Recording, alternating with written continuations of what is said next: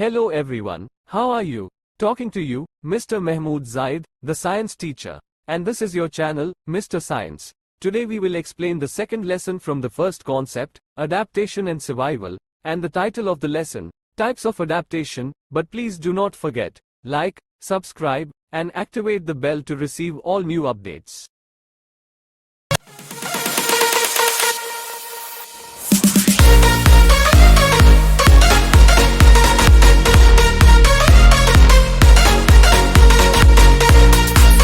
Let's get started. There are two types of adaptation, structural adaptation and behavioral adaptation. The structural adaptation is a change in the body structure of a living organism to help it to survive, such as the blood vessels in penguin feet or the white fur in polar bear. The behavioral adaptations is the change in the behaviors or acts of a living organism to help it to survive, such as looking of desert lizard for shaded areas or migration of some animals to certain regions.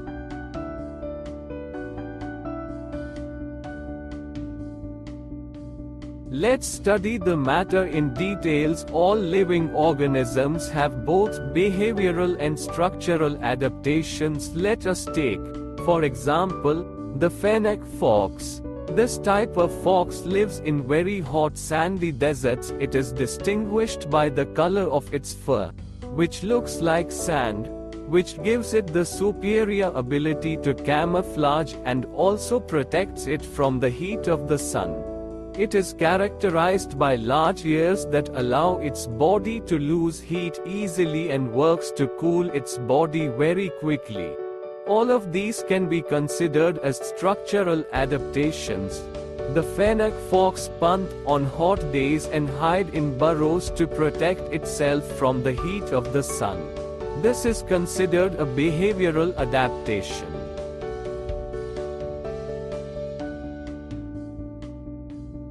Another example is the Arctic fox, which lives in a very cold climatic region called tundra deserts with temperatures as cold as 50 degrees Celsius below zero in the winter. It has a thick fur coat to keep its body warm. Its fur color white in winter, but it turns brown in summer when ice melts to help it sneak up on prey any season. It has short ears and legs to help it stay warm. And all of those are structural adaptations. Its behavioral adaptations are living in burrows to stay warm and safe at night. And both fennec fox and Arctic fox eat all kinds of food like insects, fruits, plants, roots, and even the remains from another animal's prey. Now let's get to know a type of aquatic animal, the bull shark. Unlike shark species, all of them live in salt water only. The bull shark can live in fresh water and salt water as well, and this is a structural adaptation. This adaptation allows him to hunt easily because he has few competitors. It also has one of the unique adaptations that it has a camouflage property known as countershading, and this adaptation helps it in hunting its prey. While it has a white belly, its back is black, and this allows it to approach prey without being able to distinguish or see it, and then catch it easily. Its behavioral adaptations. That it can eat all kinds of food, in both salt and fresh water. It hunts all day and night so it can surprise its prey.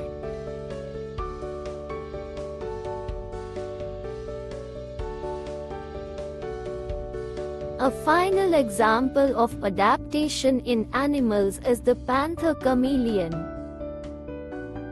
which lives in tropical rainforests. Lizards from reptiles, which are one of ancient species on Earth's surface.